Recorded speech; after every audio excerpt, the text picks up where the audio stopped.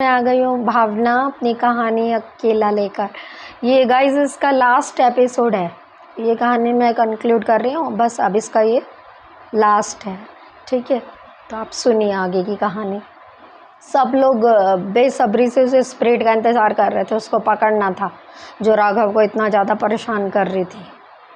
ठीक है गाइस, अब सब लोग उसके इंतज़ार में बैठे थे, लेकिन वो स्प्रिट उस दिन भी राघव के कमरे में नहीं आती। राघव भी उसकी वेट कर रहा था कि आए और उसे परेशान करे, तो जो एक्सपर्ट आया हुआ था वो उसको पकड़ेगा और उसे बहुत दूर किसी दुनिया में भेज देगा।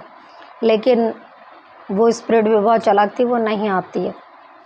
अब फिर सारे के सारे एक मतलब सलाह बनाते हैं कि ऐसा करते हैं कि अब हम मतलब कोई बात नहीं करेंगे किसी को, एक कोड लैंग्वेज में बात करेंगे, हो सकता है वो सुन रहा हो और देख रहा हो। तो सब लोग अपना ऐसे सीक्रेटली सारा मिशन अपना तैयार करते हैं कि और एक वार्डरोब बनाते हैं, एक अलमारी सी लेके आते हैं जिसमें पीछे से तो पूरा वेंटिलेशन था, एक इंसान सांस ले ले। उसमें वो जो एक्सपर्ट होता है उसको खड़ा कर देता है रात को कि और कैमरे वैमरे सब कुछ लगा देते हैं, और जो भी चीज़ें स्पिरिट को अट्रैक्ट करने की वो सब वो लेके आता है कि आएगा बेटा तू। अब राघव और वो सब लोग इंतज़ार कर रहे थे। वो बोलता है कि बाकी के किसी लोगों को आने की ज़रूरत नहीं है, वो अकेला ही काफ़ी है राघव के साथ। राघव का होना ज़रूरी है क्योंकि वो राघव के पास आएगा। और वो छुपा हुआ था उस अलमारी के अंदर, उसको पकड़ने के लिए उसने पूरे इंतजाम कर रखे थे। जो भी तामझाम था ना, उसको एक बॉटल जिसमें उसको बंद करना था और उसको उस कमरे में ही वो उसका हिसाब किताब पूरा करता। अब ऐसे ही करते हैं कि उसको फिर वही रात आती है राघव की। अब वो स्पिरिट आ जाती है। अब ये देखती है कि राघव अकेला, बाकी के कोई लोगों से वो उस दिन मिला ही नहीं था। वो अब स्पिरिट को लगता है कि वो बिल्कुल अकेला है। फिर वो रात में ऐसे ही राघव लेटा हुआ था, लाइट बंद करके मोबाइल अपना स्क्रॉल कर रहा था, कुछ देख रहा था। इतने में 1:30 बजे वो स्पिरिट आती है, नॉक करती है। राघव तो जैसे उसी की वेट में था, फटाक से खिड़की खोलता है कि आ जाए, तेरा ही इंतज़ार था। स्पिरिट आ जाती है, एक इतना बड़ा चूहा बन के आती है, बहुत बड़ा चूहा सा खट जो नॉक कर रहा था खिड़की में बैठा। वो चूहा ऐसे जंप करके उसके बेड पे बैठ जाता आके।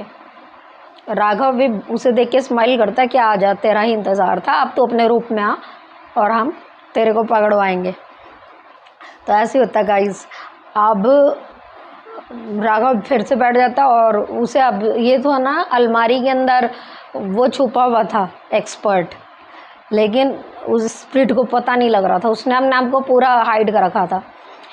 अब क्या होता है गाइस, वो राघव जैसे ही लेटने की कोशिश करता है, चादर ओढ़ के लेटता है अपने बेड पे, तो चूहा वही बैठा था, लेकिन वो परवाह नहीं करता उसकी बेड पे। तो वो राघव के पैर में काटने की कोशिश करता वो चूहा। तो वो ऐसा करके लात मार के ना उसको पीछे को फेंकता है चूहे को ना, कि तू क्या बिगाड़ेगा मेरा। तो जब वो बहुत दूर जाके चूहा गिरता है ना, तो एकदम से वही स्पिरिट अपने रूप में आ जाती है, वही लंबा आदमी, और बहुत बुरी तरीके से हंसता है और बड़ी बड़ी आंखें और बड़े बड़े हाथ करके उसे डराता है। वो कहता है मैं नहीं डर रहा हूँ तेरे से, क्या कर लेगा तू मेरा। कहता है हनुमान चालीसा सुना सुना के डराएगा क्या आज भी मुझे, स्पिरिट बोलता है। तो वो बोलता है हनुमान जी तो तेरा इंतजाम करेंगे ही, और ऐसा करेंगे ना जहाँ से तू कभी वापस नहीं आएगा और कभी किसी को परेशान नहीं करेगा। तो वो बोलता है कि कैसे, क्या कर लेगा तू मेरा, ऐसा करके बोलता है। तुझे तो मैं आज ख़त्म ही करूँगा। उसने कहा ये तो वक्त बताएगा कि कौन ख़त्म होता है, मैं या तू जाएगा। मैं किसी को परेशान नहीं करता, मैं अपनी ज़िंदगी जी रहा हूँ, सबकी हेल्प करता हूँ, अच्छे काम करता हूँ। तू क्या है, तू मरने के बाद भूत बन के दूसरों को तंग कर रहा है, क्या अच्छा काम कर रहा है लाइफ में तूने। तो बोलता है अच्छा ज़्यादा बोल रहा है। ऐसे करते हुए जैसे ही वो आता है तो वो एक्सपर्ट एकदम से उस अलमारी में जो छुपा हुआ था बाहर निकलता, और जो भी उसको वो एक्टिविटीज़ वो करता था उसको कैप्चर करने की वो करता, और उसको एक इतना बड़ा सा जार लेके आया था कांच का ना, उसमें उस स्पिरिट को बंद कर लेता है। अब स्प्रिट बंद होने के बाद इतनी छोटी सी हो जाती है, बहुत छोटी सी गाइस, बहुत छोटी सी हो जाती है और उसमें कैद हो जाती है। फिर एक्सपर्ट उससे राघव को दिखाता कि देख अब ये इतना छोटा हो गया, अब इससे बड़ा ये नहीं हो सकता।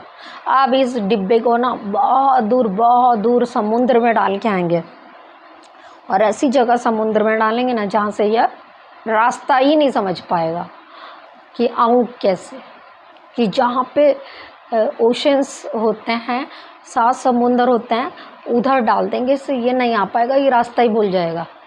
तो वो बोलते हैं कि जिस भी देश में जाएगा तो वहाँ तो परेशान करेगा लोगों को। बोलते कि नहीं, जब तक कि इसके ऊपर बांधा हुआ जो धागा है ना इस डिब्बे के ऊपर कोई नहीं खोलेगा।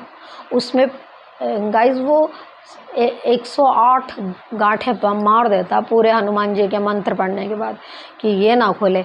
डिब्बा बहुत ही मजबूत होता है और अच्छे से बंद होता है। अब उसने समुद्र में जाना था जहाँ मतलब लोग नहीं आते जाते हैं, मतलब बहुत ही आप कह दो उसको सुनसान, जहाँ लोगों का आना जाना नहीं होता बिल्कुल भी, बस बहुत गहरा समुद्र होता है।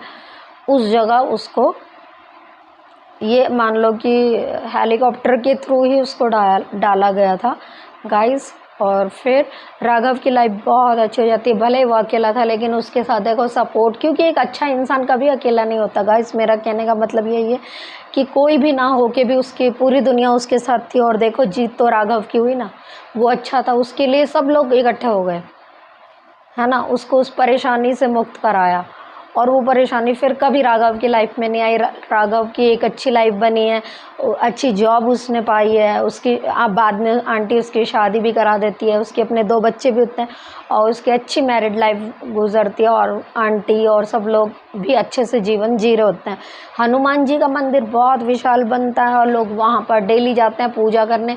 और वो एरिया अब हॉन्टेड नहीं रहा था। अब कोई रात के 12-1 बजे अकेला भी जाता था तो उससे कुछ नहीं होता था, सिर्फ हनुमान जी के ही दर्शन होते थे। ठीक है गाइज, ये मेरी कहानी अब ख़त्म होती है और आप लोग ज़रूर कमेंट करके बताना कि आपको ये मेरी स्टोरी लगी कैसी। अच्छी लगी हो तो लाइक कीजिएगा, बुरी लगी हो तो कुछ सजेशन दीजिएगा। ठीक है, बाय, थैंक यू।